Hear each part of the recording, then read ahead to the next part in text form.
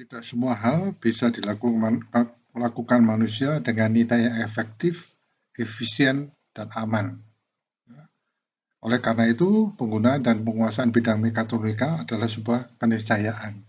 Nah, mungkin keharusan. Nah, kalau kita bicara mengenai efisien, efektif, dan aman, memang kita membutuhkan bantuan. Nah, dalam hal ini karena kita bekerja dengan begitu banyak dalam hal ini industri ya, begitu banyak mesin-mesin industri, peralatan, maka dari itu mekatronika itu sangat dibutuhkan. Perkembangan industri, ya, industri power plant, pembangkit listrik, industri otomotif, industri farmasi, industri permesinan, untuk proses otomasi, ya, atau industri-industri yang menghendaki tenaga perawatan alat-alat produksinya, atau bahkan industri jasa atau servis, peralatan mekanis otomatis menuntut tersedianya sumber daya manusia yang menguasai teknologi otomatisasi, ya, alias robotic system atau mekatronik. Nah, itu sebabnya dalam pertemuan kita kali ini kita akan membicarakan, ya, harapannya bahwa kita bisa pengetahuan kita mengenai mekatronik itu bisa bertambah ya, terutama nanti tentang aplikasinya, ya, karena di industri itu dibutuhkan ya. Ya, peralatan ada, misalnya mekatronik ya, tetapi kalau ahlinya tidak ada, ya, jadi dalam hal ini misalnya ada trouble, ya, ada masalah, ya, kita harus mengerti apa itu mekatronik, ya, khususnya yang berhubungan dengan otomatisasi industri. Mobil ada mekanik,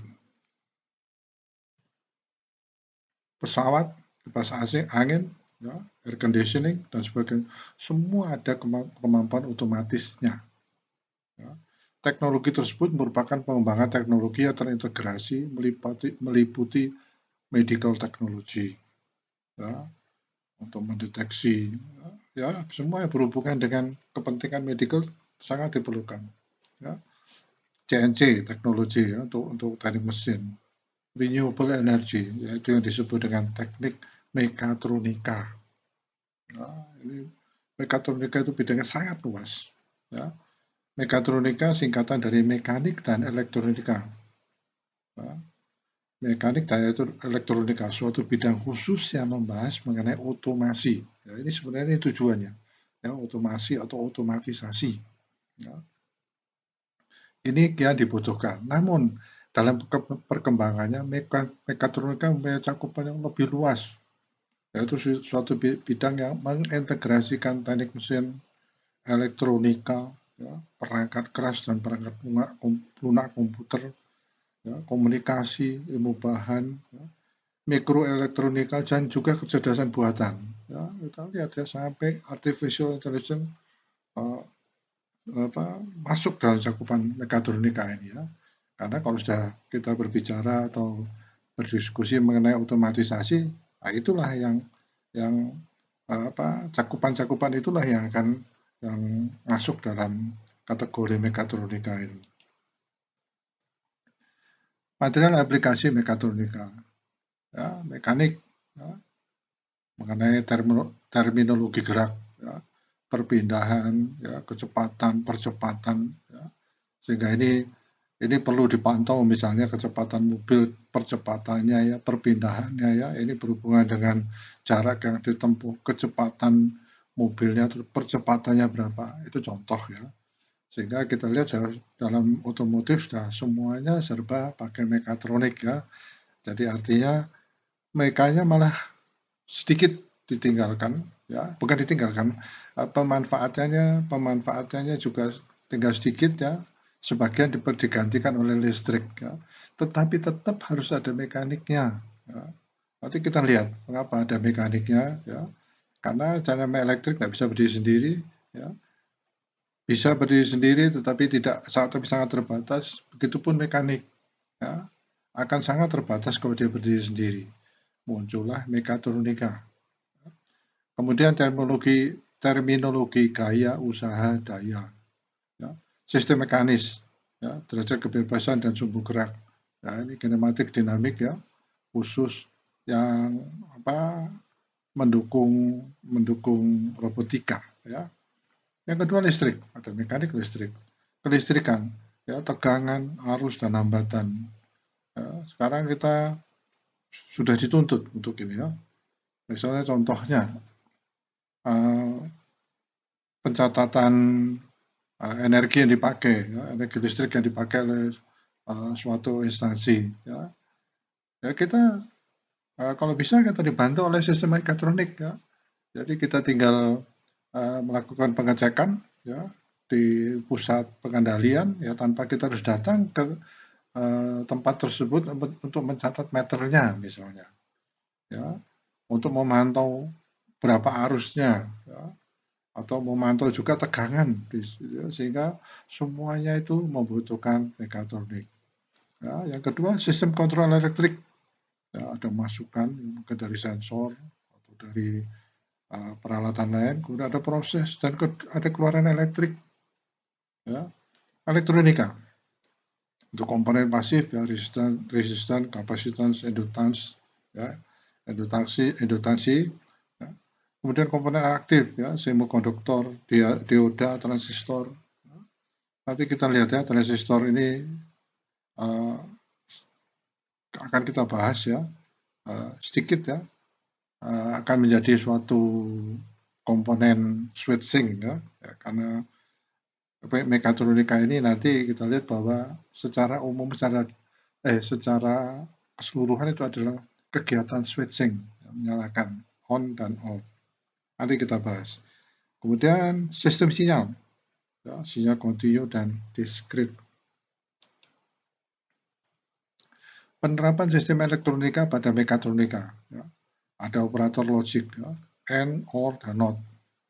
Ya. Sistem bilangan, ya, desimal, binar, oktal, dan hexa. Ini khususnya berhubungan dengan komputer, ya, banyak kita ketemukan ini, ya. Kemudian encoder, decoder, ya, ADC dan DAC, ya, sempat kita singgung pada pertemuan yang lalu. Ya, kemudian ada multiplexer, demultiplexer, ya, demultiplexing, bahkan ada multitasking. Ya.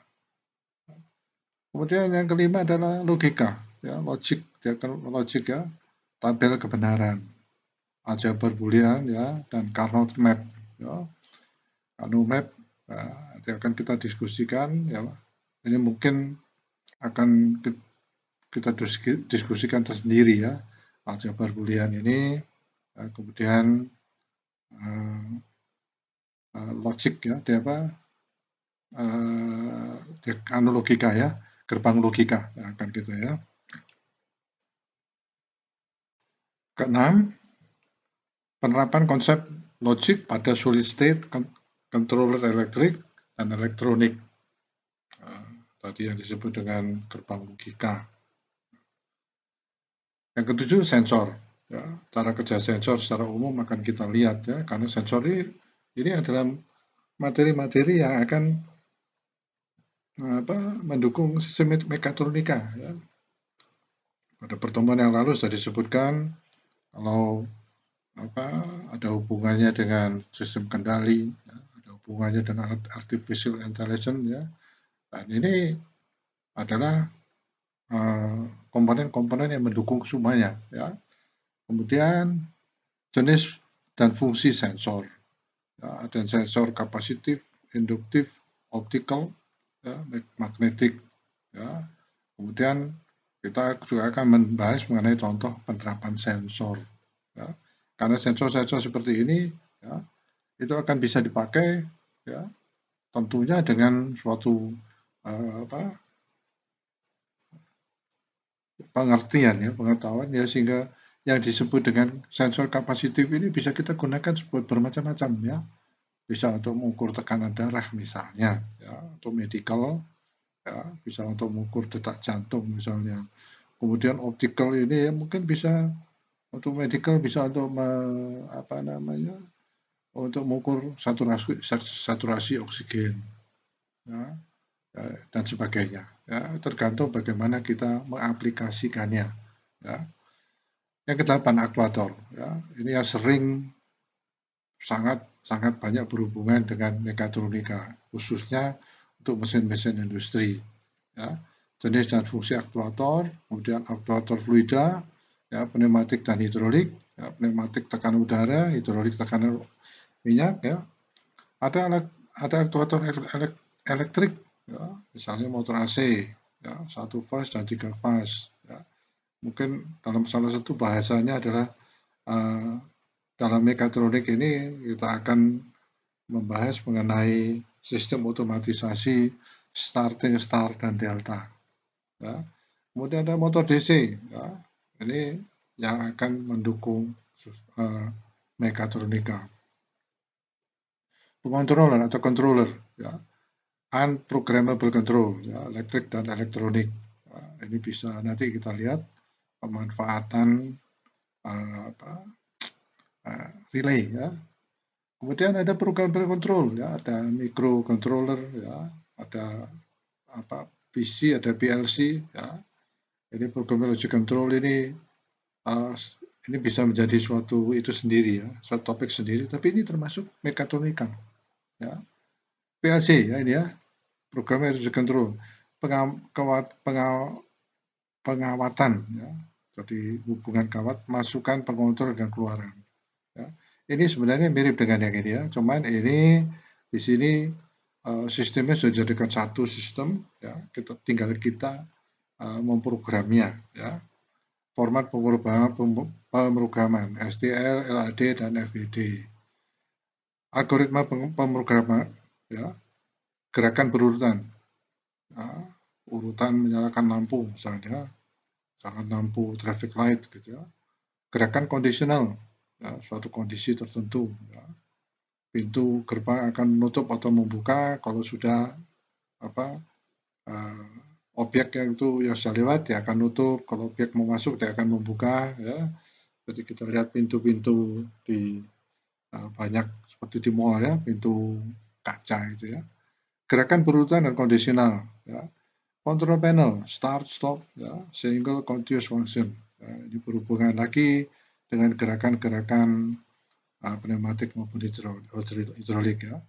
Kemudian kita juga akan membahas mengenai beberapa contoh pemrograman menggunakan ladder simulator. Ya. Ini yang saya sebutkan, ya, yang sudah saya singgung di sistem kendali, ya.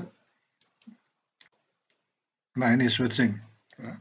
Yang dimaksud dengan switching adalah suatu kegiatan menyalakan atau mematikan, menyambung atau memutus suatu aliran listrik. Ya. Ini khusus, ya, untuk switching mekatronika, ya. Jadi memutus atau menyalakan. Ya. Saya sudah katakan bahwa ini sangat luas, ya, tapi kita mencoba masuk di dalam sistem switching ini dulu, ya, karena kebanyakan ini yang dilakukan. Ya, kalau sudah sistem switching listrik, ya, kita tidak bisa meninggalkan, ya, sebenarnya masih banyak, ya, masih banyak rumus-rumus yang berhubungan, tetapi khusus yang ini adalah yang nanti akan kita bahas, ya, khususnya karena berhubungan dengan pemakaian peralatan yang akan dipakai di dalam sistem mekatronika. Ya, kita tahu bahwa tegangan itu adalah arus kali tahanan. Ya, R adalah tahanan, I adalah arus, satuan ampere, tahanan ohm, kemudian V adalah perbedaan potensial, beda potensial atau volt atau V. Ya. Mungkin Anda sudah banyak tahu, mengerti, ya, karena ini fisika listrik, ya, sejak di SMP, mungkin bahkan SD kita sudah tahu, tapi ini untuk refreshing, ya, kita memakai rumus ini untuk kepentingan mekatronika. Daya, ya, sama dengan tegangan kali arus. Ya. P adalah daya atau watt, ya, kemudian I adalah arus, ampere atau A, ya, V adalah perbedaan potensial. Ya. Sebenarnya ada satu lagi, energi, ya. Saya kira Anda tahu energi itu daya kali satuan waktu. Saya sebenarnya ingin membahas ini, tetapi mungkin materi ini akan mengenai energi akan saya bahas pada materi agak di belakang, ya, karena memang dia berhubungan dengan mekatronika, tetapi untuk hal-hal yang lebih spesifik. Kemudian ini ada R sama dengan Rho kali L per G. Ya, R itu tahanan kawat, ya. L itu panjang kawat, rho ini tahanan jenis kawat. Ini penting sekali, ya. Karena rho ini kalau kurang memenuhi syarat ya akan memperlambat kinerja. Ya, tergantung ya apa kebutuhan kita. Butuh cepat, speednya tinggi, kita harus memakai suatu tahanan kawat yang ya, tidak bisa nol ya, bisa mendekati nol. Kemudian penampang kawat ini sangat berpengaruh. Ya, seperti air melalui pipa, kalau pipanya penampangnya kecil, airnya yang lewat juga tidak bisa terlalu besar. Ya. Kalau penampangnya cukup besar, ya, maka arus listrik yang lewat juga bisa lebih besar. Ya. Kalau misalkan arus listrik besar tapi penampangnya kecil, nah ini yang penting di mekatronika adalah bahwa akan timbul panas. Ya, karena ada arus yang lewat, ya, arusnya besar, kemudian penampangnya kecil, ya, tahanannya membesar, sehingga terjadi gesekan menghasilkan panas. Itu merupakan kerugian. Ya. Kalau tapi khusus di sini akan kita lihat adalah bahwa hal-hal seperti ini akan merusak komponen. Ya, contohnya switching. Ya. Baik, selanjutnya kita sudah berbicara mengenai switching ini, saya akan berbicara atau memperagakan beberapa peralatan listrik yang untuk switching. Nah, ini semua kita kenal. Ini adalah sebuah tombol lampu menyalakan cuma satu. Ini menyalakan bisa pakai dua, kemudian ini bisa pakai tiga. Ya. Kemudian ada lagi yang switch ini dengan ada stop kontak. Nah, seperti ini. Oh, ini lebih hebat lagi ya.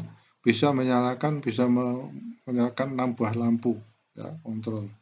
Nah, disinilah yang nanti akan kita bicarakan, ya, bahwa kita harus mengerti. Ya, tadi kita sudah bicara mengenai daya sama dengan tegangan dari arus. Ya. Sebuah tombol ya atau orang bilang saklar itu kalau dipakai untuk menyalakan lampu ya yang harus kita tahu adalah bukan hanya modelnya, kok modelnya bagus oke. Ya, karena kita ingin rumah kita itu memakai switch yang bukan hanya yang sederhana tapi mungkin yang mempunyai suatu tampilan lebih baik gitu ya. Tapi yang penting adalah Anda sebagai ahli mekatronika bahwa switch ini harus tahu kita kemampuannya dilewati arus. Nah, itu kunci ya. Sehingga kalau kita lihat membeli, ya, boleh dengan model, tapi yang perlu kita lihat adalah yang lampu atau komponen listrik yang akan kita nyalakan itu apa. Ya, kalau lampu kita harus tahu berapa watt. Ya, daya. Ya, dari sana kita lihat bahwa misalnya lampunya, oke ya, kita coba kembali ke rumusnya ya. Ini daya. Tegangan di rumah kita adalah 220 volt atau bisa 110 volt. Daya lampunya adalah misalkan 100 watt. Ya, tegangan katakan 100 watt, contoh aja ya. Berarti arusnya adalah 1 ampere. Nah, ini yang harus kita pertimbangkan. Ya. Apakah ini bisa dilalui 1 ampere? Minimal 1 ampere. Sehingga Anda harus membeli sebuah skakelar, ya, minimal harus tahu spesifikasinya adalah 1 ampere. Penting sekali. Demikian juga itu ini. Ya. Kalau dua, ya, dalam sistem di sini, ya, dalam sistemnya, apakah betul dia bisa mampu ini 1 ampere, 1 ampere? Ya, karena kecuali switch-nya ini, juga kabelnya menentukan. Ya, kan di dalamnya ada sistem perkabelan. Ya. Apakah kabel tersebut mampu dilewati oleh arus untuk menyalakan lampu? Ya. Kadang-kadang kita melihat bahwa dalam satu ruangan bukan hanya satu lampu yang dinyalakan, tapi 4 bersamaan. Ya. Misalnya itu suatu gedung kuliah atau gedung pertemuan. Nah, itu harus dihitung. Kalau tidak akan jadi masalah, arus berlebih, maka berapa banyak dari antara Anda pernah melihat sebuah saklar ini atau skaklar ya, atau tombol yang terbakar. Ya. Nah, seperti ini juga ya. Jadi kita sudah bicarakan, saya kira Anda sudah tahu. Ini ada dua peralatannya, satunya stop kontak, satunya adalah scacular. Ya. Kita harus tahu kemampuan dari stop kontak ini. Ya, kalau kita bikin dia untuk dilewati arus yang besar, ya dia harus mampu. Kalau tidak, maka peralatan ini akan terbakar. Ya. Begitu pula untuk ini, ya, 6. Ya, kalau 6 ini yang perlu kita lihat adalah komponen pengkabelannya. Ya. Bagaimana dia cara kerjanya? Yang pasti bukan bukan bukan apa seri ya, pasti dia paralel. Nah, tapi kalau untuk 6 buah swakelar ini yang perlu kita perhatikan ada kabelnya. Ya. Kalau kabelnya terlalu kecil, nah, maka yang terjadi adalah kenaikan temperatur. Ya. Tadi saya katakan bahwa kalau penampangnya kecil, ya, kemampuan dilewati arus pun kecil. Ya. Itu salah satu yang harus kita pertimbangkan. Ya, karena nanti kita akan berdiskusi mengenai relay pada bagian pertemuan akan datang. Nah, ini kita lihat lagi ya, ada beberapa peralatan lagi yang butuh. Mengapa saya diskusikan di sini? Ini butuh perhatian. Ya, kita harus mengerti khususnya sebagai seorang ahli mekatronika. Ya, ini ada sebuah kabel ekstensi dengan 1, 2, 3 ya.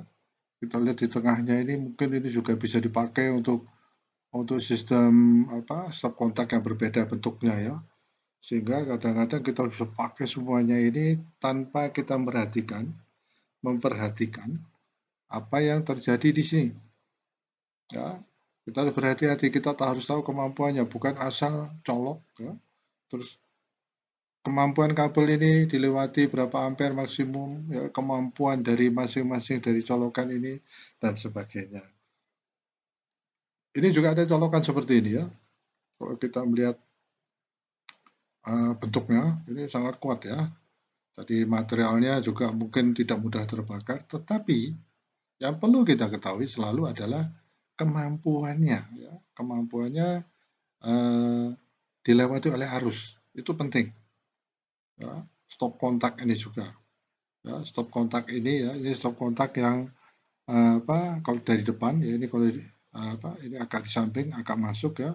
Kemudian kita lihat bahwa ini ada sistem yang disebut dengan sistem grounding.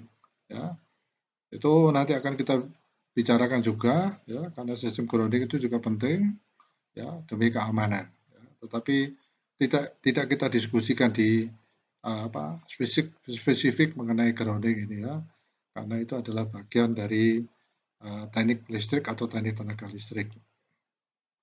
Nah, ini ada switch lain. Ya, kita melihat ada switch. Ya, mengapa saya munculkan ini? Ini pun butuh perhatian kita juga. Ya, berapa kemampuan masing-masing pool ini untuk mengalirkan arus. Ya. Ini mungkin ada suatu switch untuk elektronika ya yang harusnya kecil, tetapi kalau kita lihat ini ya, ini mungkin ada switch yang kita pakai untuk bisa kita pakai untuk 3 fase ya. Ini fase RST ya, nanti sedikit kita singgung ya pada waktu kita mencoba membuat suatu sistem kontrol starting start delta ya. Ini ada untuk mungkin kita hubungkan dengan groundnya ya, kemudian ini RST 3 fase. Nah, kita harus tahu juga kemampuannya berapa ampere. Ya, jangan asal memakai ya. Ya, semuanya ya. Ini ada juga skakel seperti itu. Ya, ini adalah beberapa hal yang perlu kita perhatikan. Nah, ini ada switch macam seperti ini juga. Ini switch apa ini? Ya, kita lihat ada handle-nya, kemudian ada penjepit di sini ya. Ya, kita bukan asal nyentuh ya, ada pegas menekan, tapi ada penjepitnya. Ya, ini sengaja saya mengambil gambar-gambar yang terbuka sehingga kita lihat bahwa dia bekerjanya adalah melakukan suatu switching tapi ada penjepitnya. Ya, ini juga rawan ya karena di bagian ini, bagian sini ini ada penyambungan ya, jadi dia fix tetapi bisa bekerja seperti engsel. Ya, ini kemungkinan di sini terjadi loncatan elektron ya, karena sambungannya kendor ya, dan itu sangat berbahaya. Ya, itu sebabnya saya tunjukkan bahwa mengapa kita waktu di rumah tidak memakai switch seperti ini. Ya, mungkin kita akan katakan bahwa ini adalah berlebihan ya. Ya, artinya berlebihan itu tidak perlu kita pakai switch seperti ini. Ya, karena ini adalah switch untuk arus yang besar. Ya, tegangan juga mungkin besar, tapi kalau tegangan besar kita lihat hubungannya itu adalah arusnya menjadi semakin kecil. Ya, ini adalah untuk 2 fase, ini untuk switch 1 ya. Ya mungkin itu untuk menyalakan lampu yang besar ya, mungkin lampu stadion dan sebagainya gitu ya. Ya, tapi nanti kita lihat ya bagaimana switch ini kita gantikan dengan sistem mekatronika. Ini ada juga sistem 3 fase, ya, juga harus berhati-hati karena arusnya pasti besar. Ya, atau kalau mau ada caranya memasukkan switching ini ya. Kalau kita melakukan switching itu ragu-ragu, itu sangat berbahaya. Ya, terjadi loncatan arus dan mungkin membahayakan kita. Ya. Jadi kalau memasukkan ini harus kalau melakukan switching ini harus betul-betul tegas ya, cepat. Ya. Tidak boleh ada apalagi 3 fase ya, tidak boleh ada jeda waktu. Ya. Apalagi kalau ini untuk melakukan starting motor 3 fase. Motornya bisa terbakar karena mungkin salah satunya terlambat masuk. Ya. Itu salah satu yang saya singgung dulu. Ya ini mungkin agak jelas ya. Kalau ini adalah switch, saya nggak tahu ini apakah switch ke kiri maupun ke kanan ya. Jadi ini bisa switch ini bisa ke di kiri ini dan bisa ke kanan. Jadi ini sumber listriknya di sini ya. Ada dua, ya, dua fase di sini. Saya tidak tahu apakah ini ground, ya, apa dua-dua volt tapi fast to fast saya tidak tahu. Ya. Ini adalah cuman contohnya. Nah, ini ada suatu switch. Kenapa model switchnya seperti ini? Ya, nah kita lihat. Nah, ini adalah suatu switch untuk tegangan tinggi. Ya, sangat berbahaya kalau kita melakukan ini adalah pengait ya, bisa kita tarik untuk melepas hubungan ini. Ya, umumnya ini adalah suatu pemutus arus ya, yang disebut sekring. Ya, kita lihat ini diagramnya dan kalau di foto ini kita lihat ini ada anunya ya, modelnya seperti ini. Kalau di aplikasi adalah seperti ini. Ya, satu fase untuk satu kabel. Nah ini ada 3 fase. Ya. Kemudian ada 3 penyambungnya ini ya, agak kecil terlihat ya. 1, kemudian yang kedua ini, kemudian yang ketiga ini. Nah, sebentar yang kedua saya tidak terlalu jelas yang mana ini ya. Tetapi ini ada masing-masing untuk ini ya. Fase yang pertama untuk kabel ini, yang tengah ini untuk fase yang ketiga. Ya, saya hanya ingin menunjukkan ya yang bernama switch, skakel atau penyambung listrik itu bermacam-macam ya sesuai dengan kebutuhannya. Ya. Nah, hal-hal seperti inilah nanti akan karena ini tegangan tinggi mungkin membahayakan operator. Ya, kita pakai sistem mekatronika. Ya, mungkin seperti itu. Nah, ini ada satu contoh ya, suatu peralatan ya. Ya, mungkin Anda sudah bisa lihat ya, biar Anda bisa tahu. Ya, ini adalah suatu peralatan yang disebut dengan sekring, ya, pemutus arus pada sistem kontrol pada mobil. Ya. Yang panah kuning yang menunjukkan bahwa ini adalah sebuah sekring ya, pemutus arus yang besarnya 7,5 ampere. Ya, ada yang 15 ampere. Ya. Itu tergantung mana yang kita pakai. Apa kebutuhan yang kita pakai, misalnya untuk menyalakan lampu ya, mungkin untuk start dan sebagainya. Yang perlu Anda perhatikan adalah yang merah ini ya. Kita lihat terbakar. Nah, ini contoh yang bagus ya. Mengapa dia terbakar? Karena arusnya berlebih. Tuh. ini kan sudah ada pembatas. Nah, itu dia. Saya tidak tahu berapa pembatasnya, mungkin nanti ubah menjadi suatu sekring, pasang suatu sekring, ya, pemutus arus yang ampernya lebih besar, ya. Jadi ampernya lebih besar, arusnya lebih besar, sehingga pada waktu kelebihan arus tidak ada pemutusan sekring atau sekring putusnya terlambat dia putus setelah dia terbakar. Ya. Nah, perlu kita ketahui sedikit ya bahwa pada waktu sekring dipasang ini ada penjepit-penjepit ya. Nah, kemampuan penjepit ini itu terbatas. Ya, seperti yang kita lihat tadi sebuah skaklar ya yang pakai handle itu dia mempunyai kemampuan menjepit ya. Kemampuan menjepitnya itu tergantung pada konstruksinya ya. Dan kemampuan menjepit itu menunjukkan kemampuannya dia dilewati oleh arus. Ya, kalau dia menjepitnya kurang kuat, arus besar, pasti terjadi loncatan elektron. Dan loncatan elektron itu menimbulkan temperatur, ya, menaikkan temperatur, menimbulkan panas. Ya. Sebagai contohnya, atau lebih ekstrim ya, Anda lihat pada listrik. Ya, itu ada timbul memang sengaja ditimbulkan loncatan ya supaya temperatur naik. Nah, ini yang terjadi. Ya, sehingga ini adalah tugas dari mekatronika lagi. Ya, saya berbesar. Ya, terjadi kebakaran seperti ini. Ya, saya tidak tahu berapa ampere ininya ya.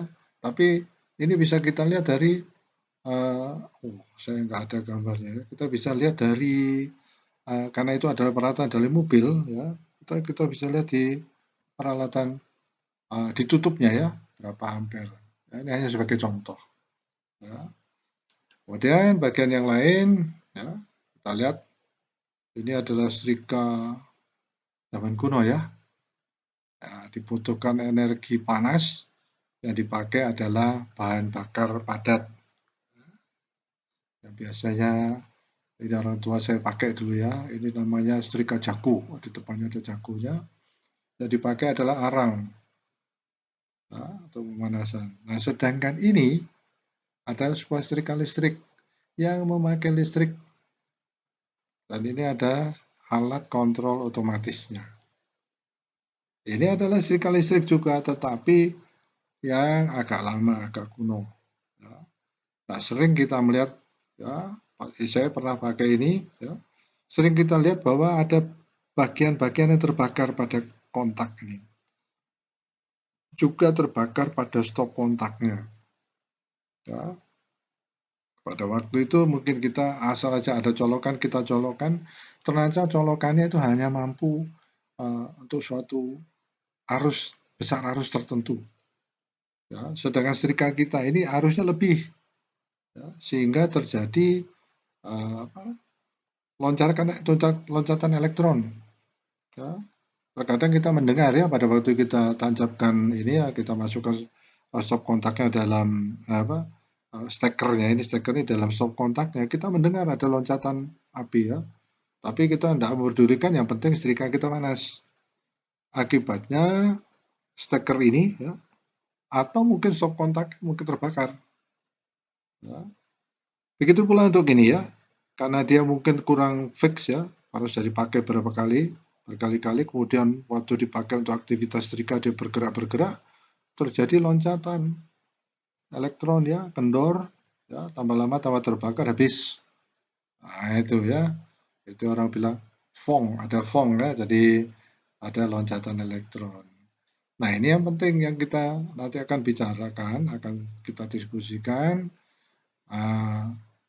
Mungkin materi itu akan kita diskusikan pada pertemuan mendatang. Ya, mengapa ada relay? Mengapa kok relay dipakai? Ya, salah satu fungsi dari relay akan kita diskusikan dan relay tersebut itu nanti akan banyak disinggung dalam diskusi-diskusi kita mengenai mekatronika ini. Ya. Jadi ini yang akan kita diskusikan pada pertemuan mendatang. Relay ada ukuran besar seperti ini, relay ada yang ukuran kecil seperti ini. Ya. Ya, tapi meskipun bentuknya sama, yang perlu kita lihat adalah sekali lagi adalah ya, nanti kan kita diskusikan ukurannya ya, kemampuannya dilewati oleh arus itu kunci. Ya. Magnetic contactor atau relay atau automatic switch ya atau control switching dan sebagainya itu yang akan kita diskusikan pada pertemuan mendatang. Ya.